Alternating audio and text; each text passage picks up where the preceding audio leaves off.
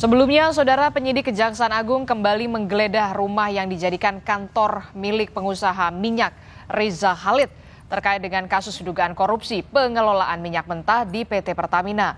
Penggeledahan ini merupakan penggeledahan lanjutan yang dilakukan oleh tim penyidik Kejaksaan Agung untuk mengumpulkan barang bukti tambahan dalam pengungkapan kasus dugaan korupsi pengelolaan minyak mentah di PT Pertamina.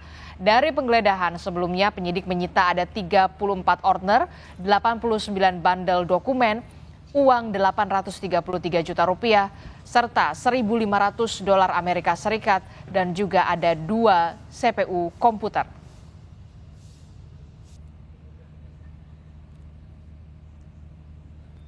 Lebih lengkap soal ini kita akan tanyakan kepada jurnalis Kompas TV Ariel Wiranata dan juga juru kamera Septa Yoga yang berada di kantor Kejaksaan Agung Republik Indonesia.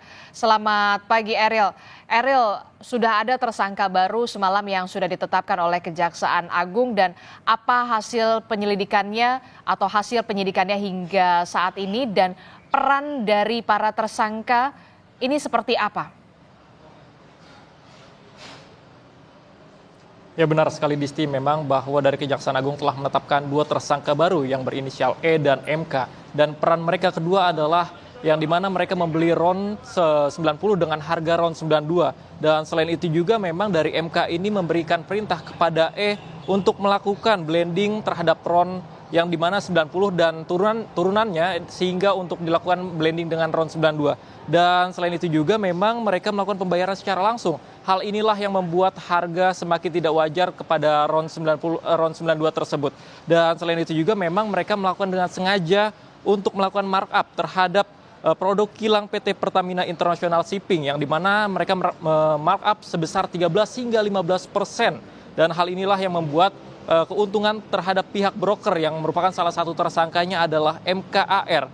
Dan selain itu juga memang dari PT Pertamina menolak bahwa adanya oplosan yang dilakukan oleh PT Pertamina. Dan sebelumnya memang dikatakan dari Kejaksaan Agung tersendiri bahwa pengoplosan tersebut terjadi pada maksud saya kejadian ini terjadi pada 2018 hingga 2023. Dan hingga saat ini juga dari Kejaksaan Agung masih mengkaji terkait dengan distribusi yang dilakukan, apakah memang dari 2018 hingga 2023 ini dilakukan distribusi secara langsung kepada masyarakat ataukah seperti apa nantinya. Dan memang fakta hukumnya mereka membeli RON 90 dengan harga RON 92 dan memang kerugian negara hingga saat ini ditaksir sebesar 193,7 triliun dengan total kerugian tersebut yang dimana terdapat 5 komponen yang dengan rincian 35 triliun terhadap ekspor minyak mentah, kemudian 2,7 triliun terhadap impor dari broker, selanjutnya adalah 9 triliun terhadap impor dari kerugian BBM,